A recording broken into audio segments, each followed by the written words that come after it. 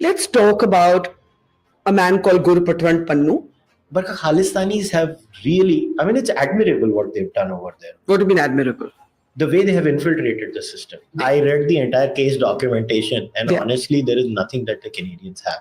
Are the Americans playing a double game here? I think the Americans under Biden were definitely playing a double game. But notice how since the regime Trump has changed, won. Yeah, Trump has won.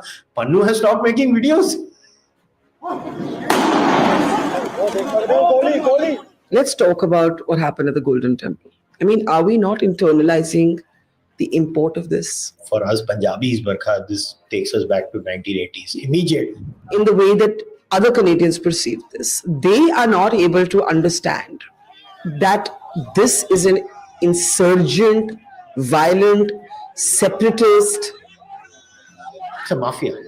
Make them understand the language they understand. You are actually saying that the Canadian Khalistanis no longer need Pakistani patronage. एक जमाना था बाला साहब ठाकरे के time पे जब Shiv Sena was the senior partner and BJP was the junior partner. Yeah. Now it's उल्टा. Terrorist relations में भी होता है कि पहले पाकिस्तान senior terrorist था और खालिस्तानी junior terrorist है. अभी खालिस्तानी senior terrorist हो. उन्होंने अच्छे पैसे बना लिए यार. The farmers' movement had many layers to it. But you are saying that some were engineered by the Canadians? Is that your allegation? Absolutely. कभी सुना है Delhi Municipal Corporation passing a motion against Patrick Brown or something that Justin Trudeau has done? कभी ये सुना है? Your municipal corporation is passing motions about legislations in India. That's not foreign interference, but this is foreign interference? Give me a freaking break.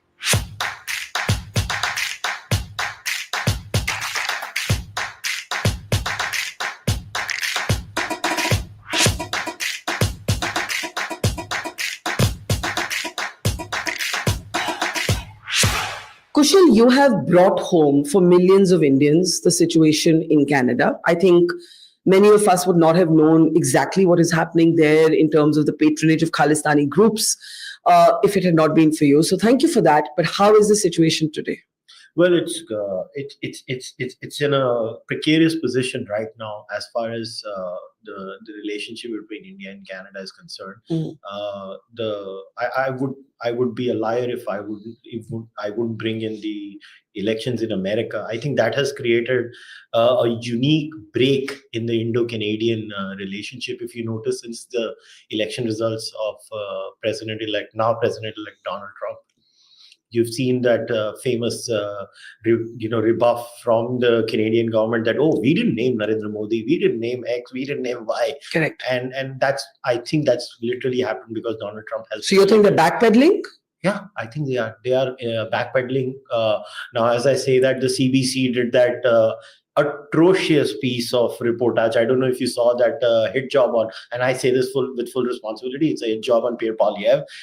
They say, how the Indian government interfered in the Conservative Party nomination where Patrick Brown, the mayor of Brampton, by the way, he was apparently winning, and then suddenly Pierre Poilievre got. It's ridiculous. Pierre was far more popular. So basically, accusing India now of meddling in Canada's elections. Yeah, they've come to a point where the real story is, which has been going on for a while, is the Chinese interference in Canadian politics. There is an actual CSIS report that says there are 11 members of parliament that they actually have to work on them. 4 names have been dropped by Sam Cooper in a press conference. Yeah, I saw that. So they don't want to talk about it. Look at the radio silence on that in Canada. And then CBC comes up with a ham-handed story of Pierre Poilievre.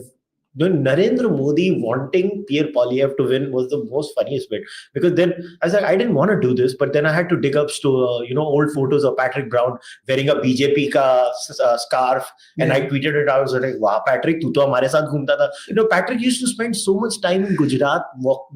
I think when Modi was the CM, not even the PM. Patrick has been that old. And Patrick, the moment he got into politics, he was completely taken over by the Khalistanis, and everybody knows. You just have to look at how Patrick behaves. Like even the recent bubbles legislation that came up after the Hindu Sabha Mandir kerfuffle, they created a carve-out for you can protest against the foreign government, Like, why was it that was literally done on the behest of the Khalistanis?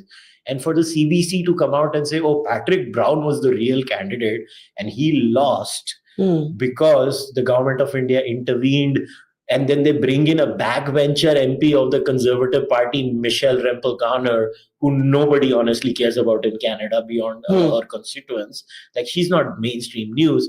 So and the source of the CBC is Baz News. Now, Baz News is a non-Khalistani outlet. Baz News is banned in India.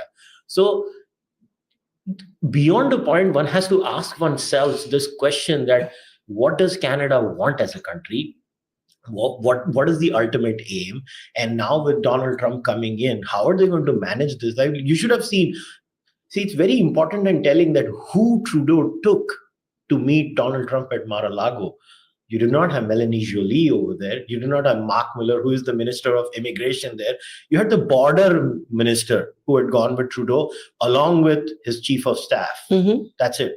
These were the three people who had gone there. And it says a lot that apparently, from what we understand, whatever I've spoken to people off the record, is that he got a dressing down from Donald Trump in Mar-a-Lago. And he's like, you guys better fix this or we're not doing. How did Trudeau go from being so-called liberal poster boy to, I would argue, the most reviled global figure in India, more than the Pakistanis with whom we actually have an institutionally adversarial and complicated relationship?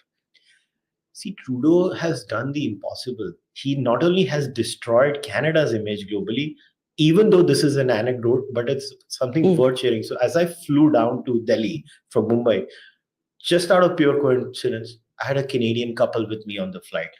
And I did not know they were Canadians, but there was some Indian guy when we were having a coffee at the Delhi airport. And this guy starts saying, where are you from? And they said, we're from Canada. And the second thing that comes out of that random Indian guy's mouth is, why is your prime minister crazy?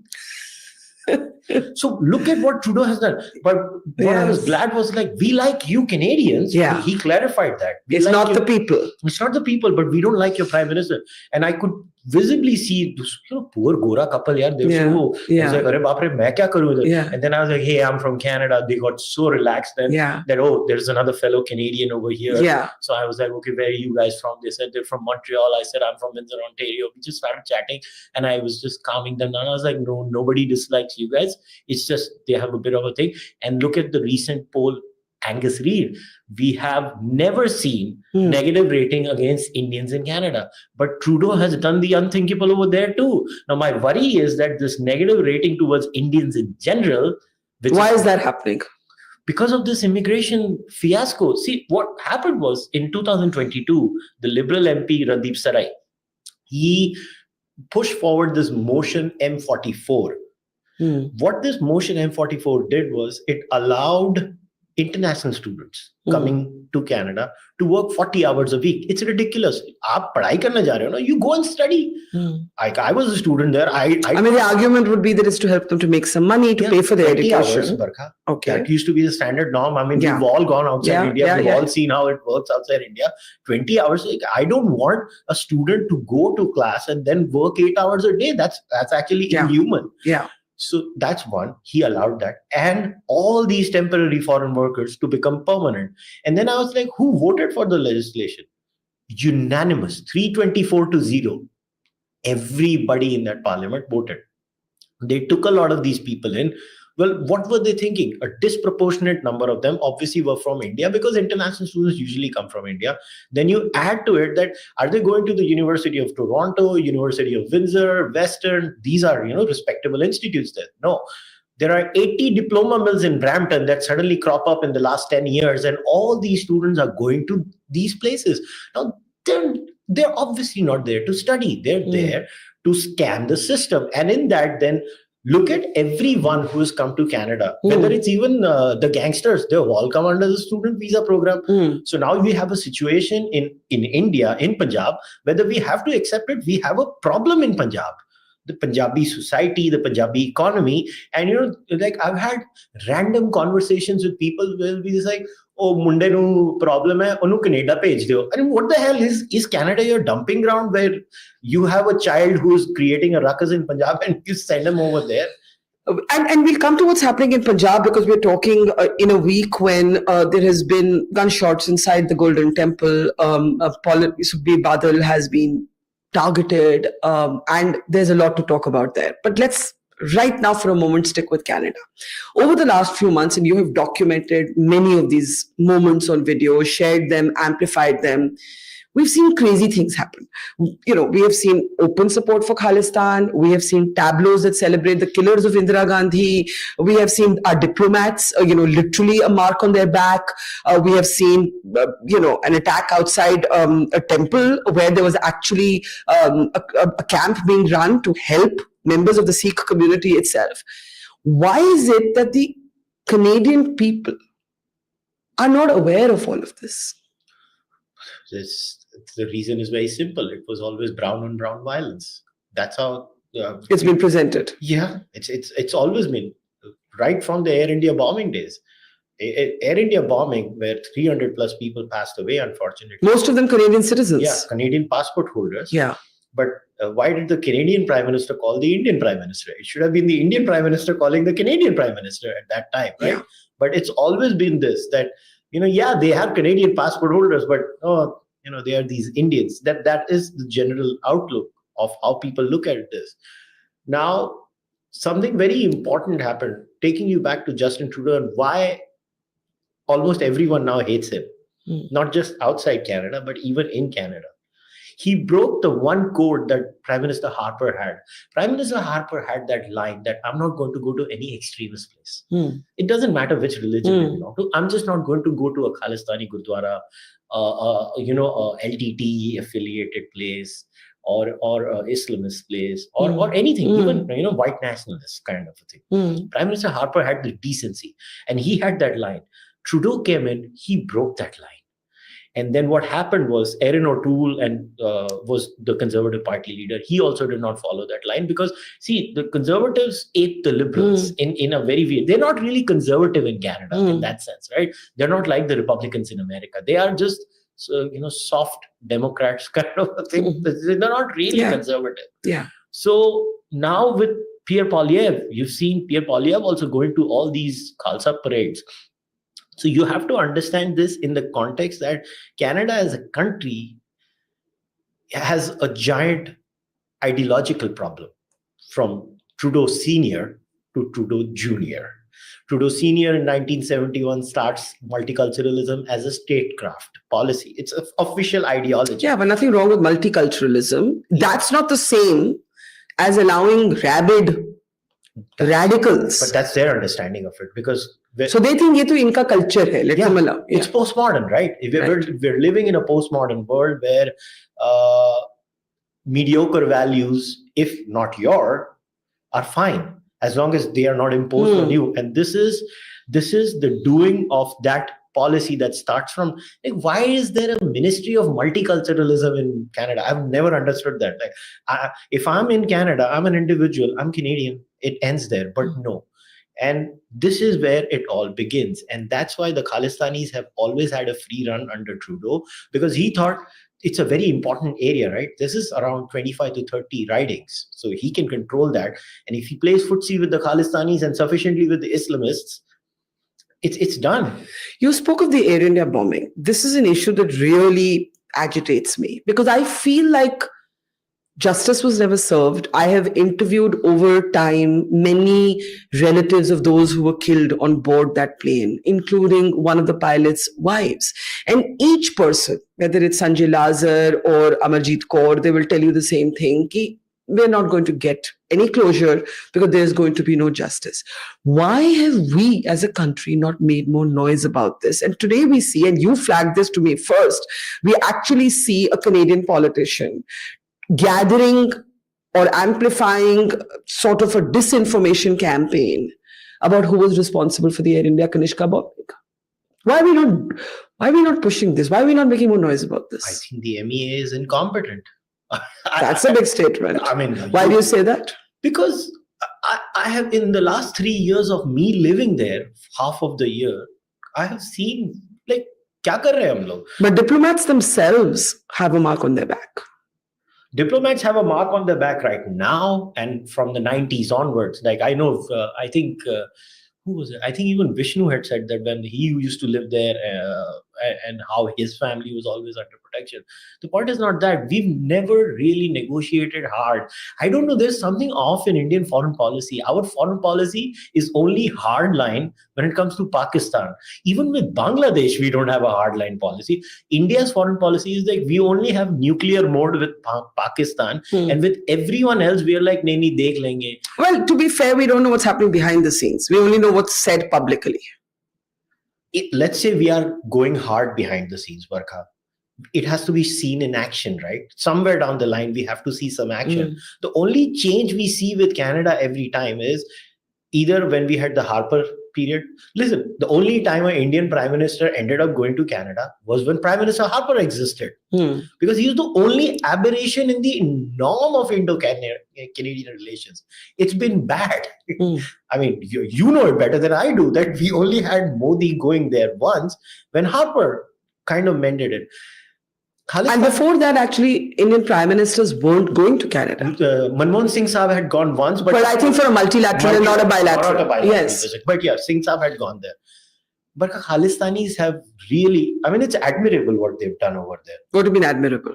The way they have infiltrated the system. It's actually something to be studied, presented to different agencies across the world, how to infiltrate a society when you're just we're just 100,000 or 150,000 dedicated, ideologically driven people from 1980s onwards. I'll not name the politician. It's a municipal councillor in some part of Canada who tells me off the record that, my intern is also a Khalistani. Openly, off the record, crazy. It's insane, and you know how this person reaches out to me to maybe seek my guidance. He's like, what do we do for our community in general? Like when I say community, Canadians, not like Indians, like Canadian people. And I'm like, why are you reaching out? So like, you're actually respected in average Canadians now because you clearly care for them too, whether white or brown. So we were just having a discussion, and the politician openly tells me, he's like, I don't know what to do. There's like everything that comes to my office, I know if it has something to do with India, it's going to get leaked. I was like, but then you fire the intern. I was like, who do I hire?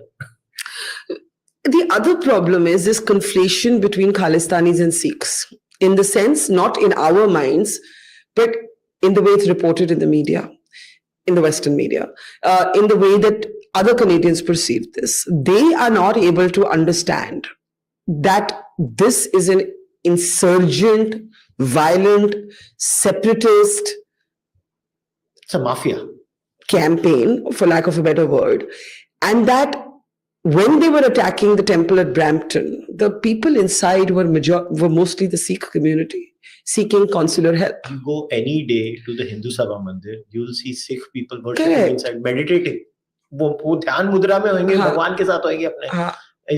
Imagine, and it's very normal. But Barkha, again, we let this happen due to two reasons. A, the Indian government cannot get away with the simple fact. I know I've been there, multiple discussions on your channel where former diplomats will say, but we did tell our Canadian counterparts. I'm sorry, that's not enough. So what should they do?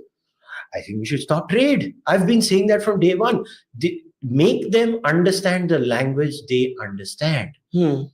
Any Canadian passport holder landing into India, how many times have we said tangible steps? Like for the first time in our history, we had 100 odd OCIs cancelled, was in the last 3 years. Why? Because how can it be that so much noise has to be created for even OCIs to be cancelled? Barkha, I know of a very prominent Canadian businessman who plays footsie with the Khalistanis. Why? Because you live in Canada, you have to play footsie with the They're that powerful. Oh, jeene nahi denge. They won't let you live. Like whether you're a Hindu or a Sikh doesn't matter. Especially if you're a Punjabi and you're involved in the community, you're done. So they come after you in multiple ways because of the tacit state support under Trudeau. So this guy, he clearly is doing what he's doing. He's a very prominent guy. Why did the government allow him to come to India? Just this year, I'm talking about this year, not even a few months ago. मस्त में अपनी बेटी की शादी करा के गया है भाई साहब इधर. भाई नहीं आने दो ना. आपको अगर इतना शौक है तो रहो ना उधर. See, the reason they get more and more brazen is because they know the Indians will never respond beyond a point. And the Canadians have now accepted that baseline. The Indians just write letters. Do you think it could be fear of reprisal against Indian students there? Because we do send the maximum number of international students to Canada. Well, I think our students over there right now, as far as the university system is concerned, they're very safe. As far as the diploma mills are concerned, they're not really students. Explain that. Because they are there, they don't study. Off the record, I've met at least 7 professors now who have told me these students don't speak a word of English. I don't know what they're doing in Canada if they don't speak a word of English or French. Because these are the 2 languages of that country. They fail every exam. And then when they fail every exam, they put pressure through the same Khalistani networks to pass them. And I know 2-3 teachers, one quit because that person got so frustrated. They're like, I can't take this anymore. One fought back and successfully failed a few students. The others just let go and pass them. Let's talk about a man called Gurpatwant Pannun and Hardeep Singh Nijjar. Now, normally, I would not amplify at all what Pannu, who is wanted under the National Security Act, would say. But the reason that it is sometimes important to talk about him is because of the brazenness with which he threatens India and the mainstreaming of him in not just Canada, but also in the United States of America. Now, I've asked you this before, but let me try and understand this again. The tensions between India and Canada peak over the killing of a Khalistani called Hardeep Singh Nijjar. Canada blames India for the killing. Gurpatwant Pannun, who is the lawyer of Hardeep Singh Nijjar and making all of these threats against India on a daily basis, including against Air India, civilians, everything, talks openly about the balkanization of India, is at the heart of a legal case now in the United States, where too there has been an allegation that there were attempts to take him out and those were caught by an undercover agent. That case is ongoing. India is cooperating with one and lambasting the other. Is this tenable? What happens when these cases overlap? Yeah, but I read the entire case documentation, and honestly, there is nothing that the Canadians have. All they have is those jibber jabber that is mentioned in the American documentation, which is where the guy is bragging that, we are going to plan or we will do something in Canada. That's not evidence. First of all, hard evidence to be tried under the court of law is very different. I mean, the Canadians have accused the Home Minister of India. I mean, you have to be silly to make such accusations. But are the Americans playing a double game here? Because the Canadians claim that the intelligence to them on the Nijjar case came from the Americans. I think the Americans under Biden were definitely playing a double game. But notice how since the regime Trump has changed, won. Trump has won, Pannu has stopped making videos. Pannu is only tweeting. Yeah. No, ये देखने वाली चीज होती है. Notice, message गया होगा कि भाई अभी तू शांत हो जा. अभी सरकार. I mean, there are those, I don't know what you think of this, there are those who believe that Pannu is a CIA asset. I mean, when I say those, I mean like, former INW chief Dullat has said it to start with. See, these things we don't know, and we may never know. Honestly, these things are beyond my pay grade. Correct, same. And I have no delusions of grandeur about myself. But the question is, if these cases overlap, what happens to the debate between India and Canada over the Nijjar killing? I believe the biggest mistake people do is they don't understand the level of radicalism in Canadian society and the rot in Canadian society as far as a micro minority of the Jat community is there. I will not even say the Sikh community, I'll say the Jats. Because you just have to look at Peel Police, Halton Police, RCMP, any record, and you look at the name, you look at the group, it's overwhelmingly, unfortunately, in that one micro minority. And because of these violent criminals, the innocent Jat community members of Canada are also suffering. Because who do you think suffers the most because of these people? It's the Jats itself. Because वो बेचारे उधर काम कर रहे हैं और ये लोग उनको धमकी देते हैं. Look at the extortion calls and all these things are done. People often confuse the level of radicalism in America with Canada. I keep on saying you have to separate the two. Yes, I know, because in the overall American discourse, Canada to hamara 51st state. It is a country. It's a proper country, which is very different ideologically than America. I always say America is a melting pot. So no matter what happens, right? You're still American. The gravy is the First Amendment, Second Amendment. Canada is a salad bowl. Everybody is individual in a dabba together. They're all ghettoized. Canada is ghettoized. The French will do their French thing. Italians have their Italian places. Yeah, Italians also live in Italian areas. They don't live in other areas. So it's very different. Canada is not America. The level of radicalism in the community over there, I'm sick. I get so irritated at times when I say, "अरे radicalism क्या है? इतने सिख हैं यहाँ पे." मैंने बोला, भाई इंडिया के नंबर कनाडा में क्यों ऐड कर रहे हो? इतनी मैथ्स की तो गलती मत करो ना. Let's say there are 800,000 legal members of the Sikh community over there. Add 100,000 illegal, because there are always illegal people. 900,000. Out of that, if 100 to 150,000 are radicalized, that's a gigantic number of radicalized people. That's more. That's almost 20% radicalization. If you have almost 20% and now reduce it, not more than 600,000, 6 lakh से ज़्यादा eligible voters नहीं है. और अगर eligible voters में लाख, आपके 6 लाख में से लाख radicalized है, imagine they can control 30 political ridings. So the reason Canada and America should not be connected is the level of radicalism in Canada is next level. One of the arguments made by veteran diplomats, and you've been on some of these programs and discussions, is this is for Canada to address, not for India to address. These are Canadian citizens. This is not Canada's problem. Now see, that's an easy wiggle room that Indian diplomats always tend to use is, okay, the Canadian passport holders are not the responsibility of the government of India. Indian passport holders like me are, right? Whether we live anywhere. नहीं तो फिर जब Ukraine में जब ये हुआ था, हमारे मेडिकल बच्चों को वो प्लेन में सुपरमैन टार्जन के जैसे जाके क्यों निकाल के लेके आ रहे थे? तभी भी बोल देते थे ना, तुमने सिलेक्ट किया था, जाओ. वो तो हमारे लोग हैं ना. तो ये भी तो हमारे लोग हैं. मतलब हमारे पासपोर्ट होल्डर्स हैं, हमारे सिटीजंस हैं. What do you think? One of the most interesting things about the Indian community outside India is that very few people give up their Indian passport. You have to ask yourself this question: why don't they do that? Almost every community that goes outside India tends to give up their passport. 2 reasons. A, India does not allow dual citizenship. That's right. India doesn't allow dual citizenship. And B, listen, I've seen it with my own mother-in-law. It came to a point where my own individual family, my wife, all the kids would keep on going after my mother-in-law. Arey, passport badlo. Every time we travel, we just go through everywhere and we have to wait because of you. Yeah. Because of the Indian passport. But she would not give up. She was so emotionally attached. My mother-in-law, she finally gave up like 20, 25 years ago, but she's been there for 50 years now. Yeah. So these are real reasons. So the Indian government and the Indian ambassadors cannot get away by saying that this is not our responsibility. There is a giant chunk of India. तो फिर जब remittances आती हैं, तब आपको बड़ा अच्छा लगता है. हमारा फॉरेक्स रिजर्व्स बढ़ते हैं, रेमिटेंसेस से बढ़ते हैं ना, तब तो बड़ा अच्छा लगता है इन लोगों को. तो फिर तब भी बोल दो नहीं, हमको कुछ भी नहीं चाहिए. But other than halting trade, what else?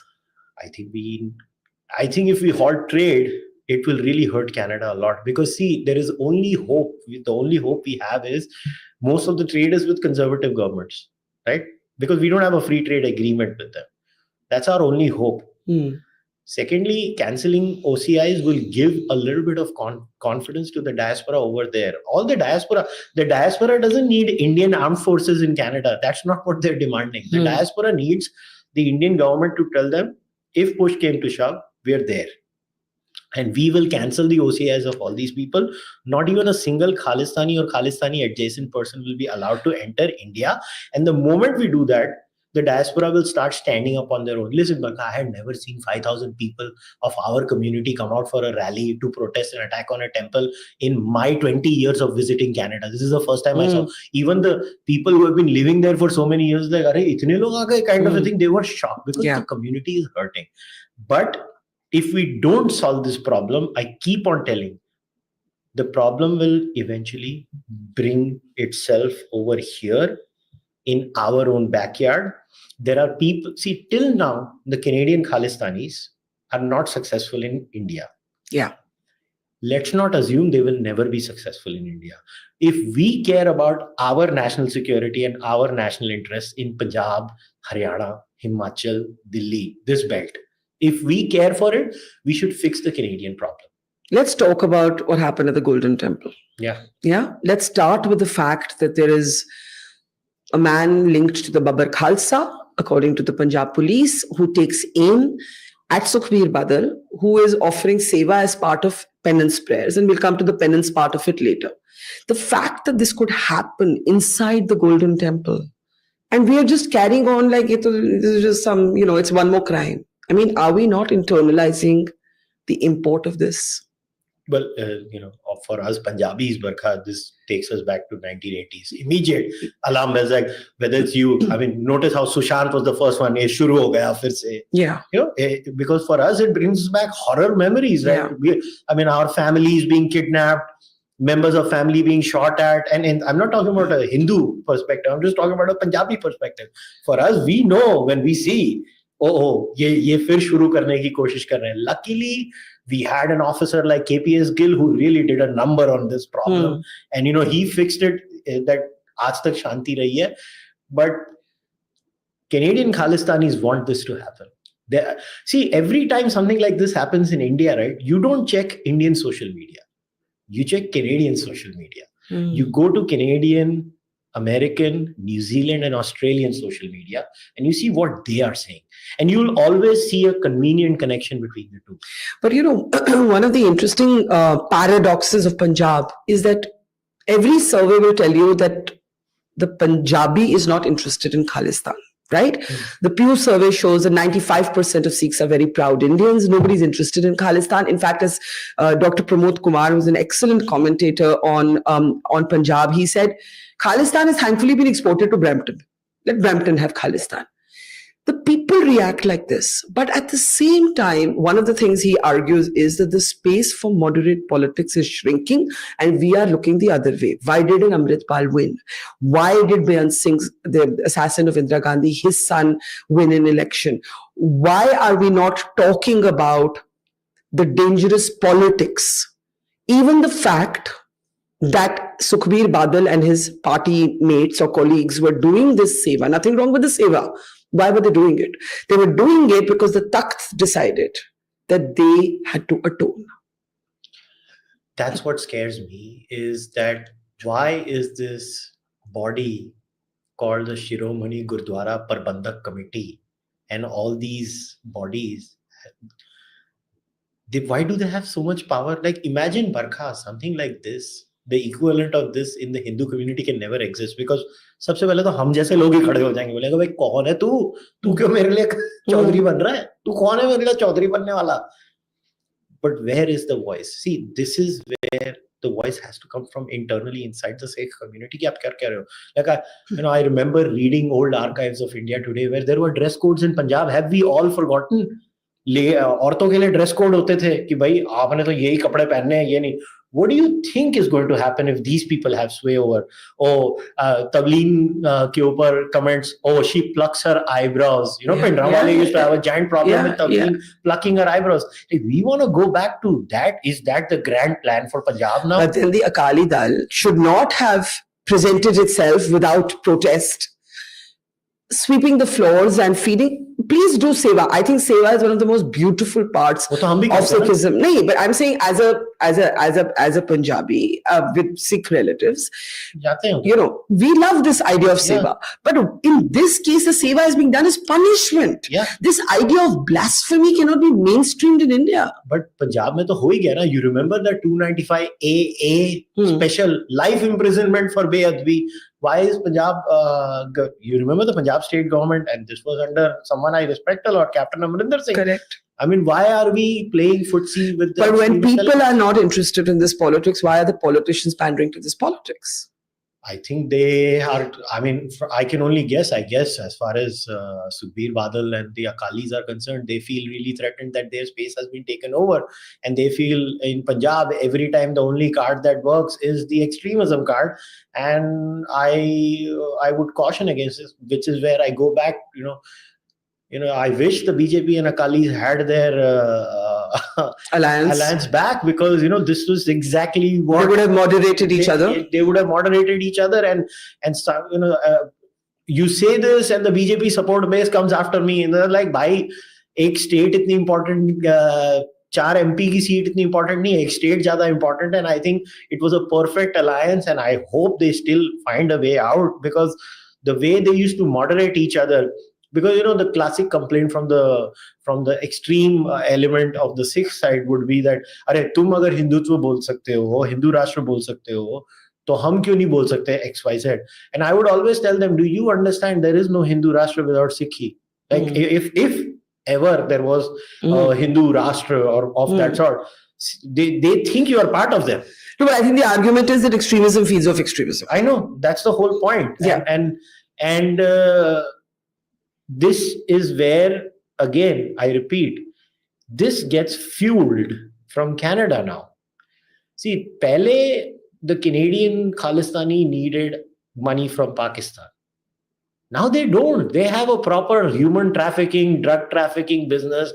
There's a lot of money in drugs, whether we like it or not. It funds not only this movement in Canada, remember the farmers' protest. Look at what kind of money was raised in Canada for the farmers' protest over here.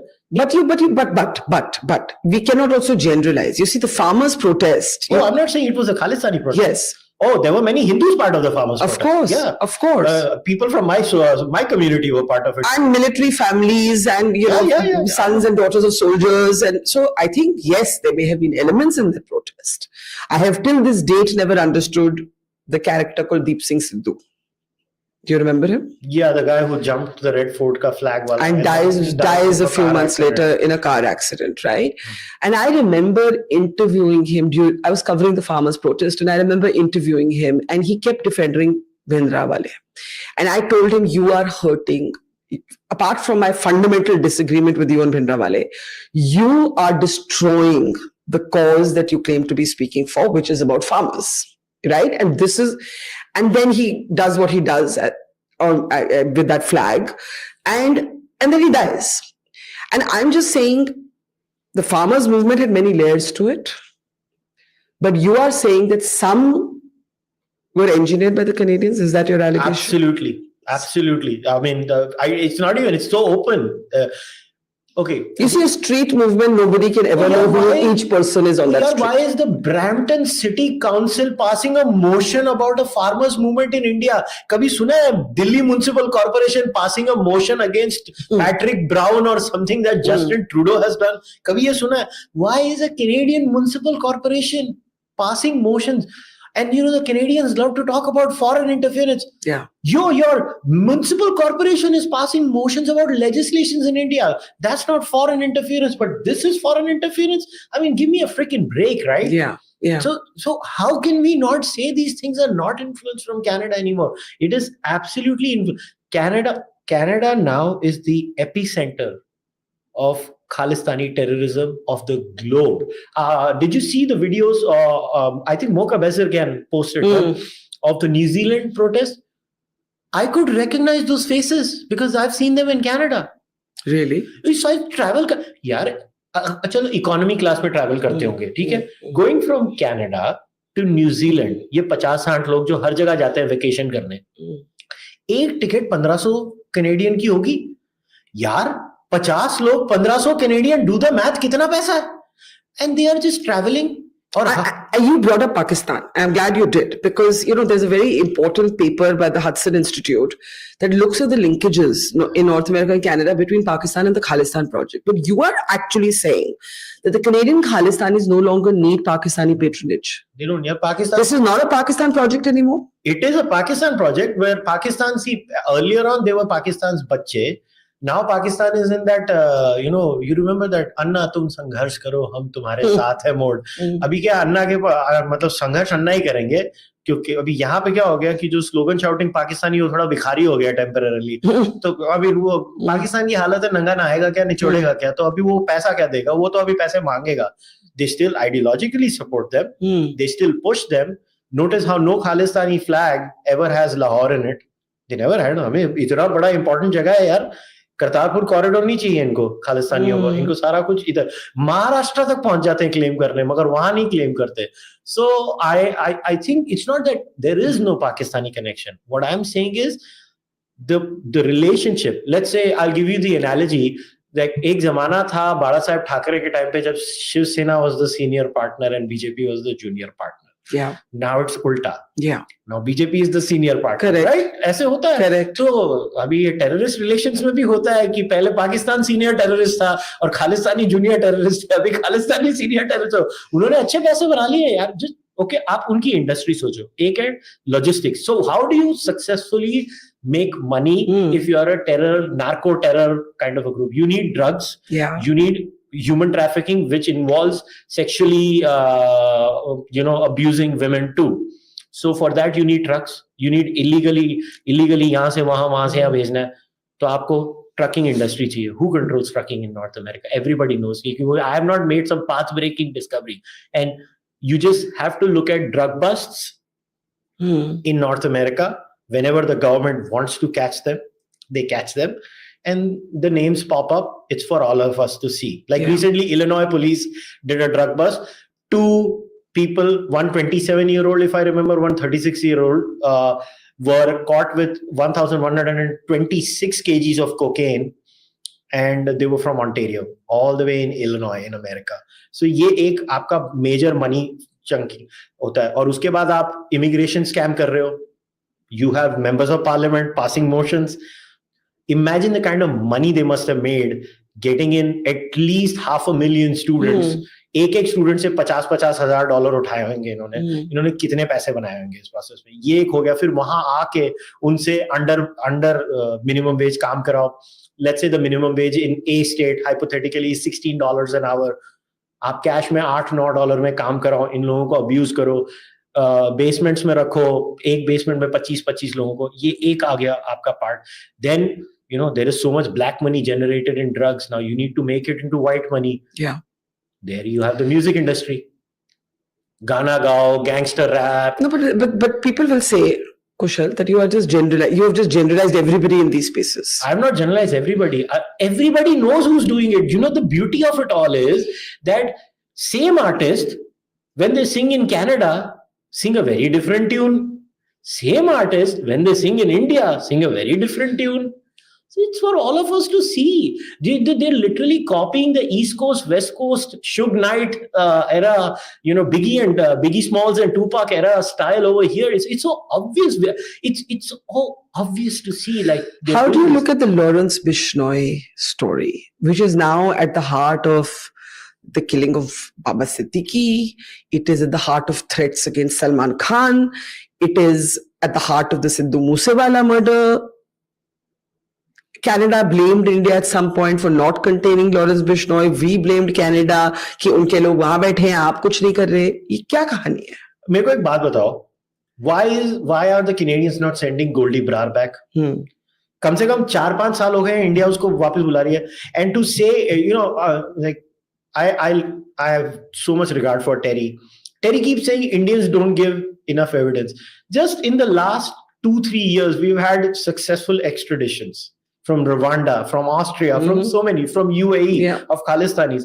Is Terry and the entire political or the journalistic class in Canada saying only when it comes to Canada, we don't have sufficient evidence, but in every other country, NIA has sufficient evidence? It's not possible. The Canadians did not want to send them.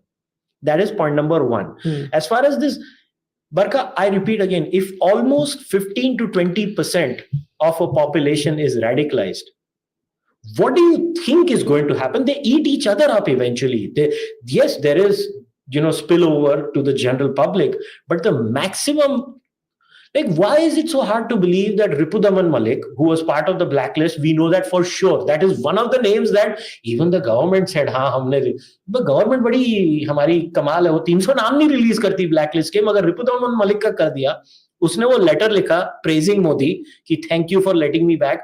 Within a few months of him praising Modi, उनका स्वर्गवास हो जाता है. And he had a tiff with Nijjar is well known. Then we have that Sukhdul Singh case, and we have many such cases in Canada. Are we that naive to say that gangsters don't kill each other? Which is how Nijjar was originally perceived to have been killed. Yeah, the irony of ironies is that photo of Nijjar with a gun and his t-shirt says Banana Republic. I mean, it is for everyone to... Dark humor. Yeah. But as an Indian in Canada, what does life feel like? It's honestly, this is somewhere I want to stand up for Canada, right? क्या होता है, people are living here and this is हर जगह आग लगी, ऐसा कुछ नहीं है. Listen, what happened in Hindu Sabha Mandir really hurt the entire community because it's such that, we have BAPS, that is the largest, and then we have Hindu Sabha Mandir was really a pillar of the community in Brampton. Like, you have to go there to understand how much it means to the community, that temple. I think that's why 5,000 people turned up the next day also in less than 24 hours. There are pockets that are not safe.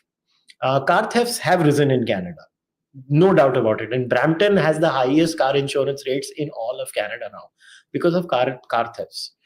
There are pockets of Surrey, British Columbia that we have problems. But there are problems in other areas also where other communities are involved. But overall crime rate in Canada is not comparable to India. Yeah. Let's get real. You can just walk around, like even in Brampton. Like Abhijit was just like, I took him around. I was like, chal, main tere ko Brampton dikhata hu. He's like, this is what first world ka third world would be. So he understood.